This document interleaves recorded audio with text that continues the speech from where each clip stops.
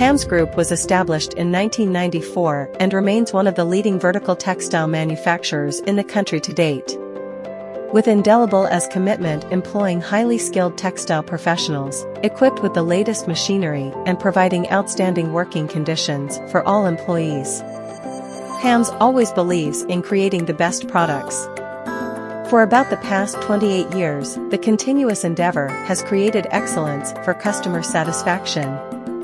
Project sustainability summary are as follows.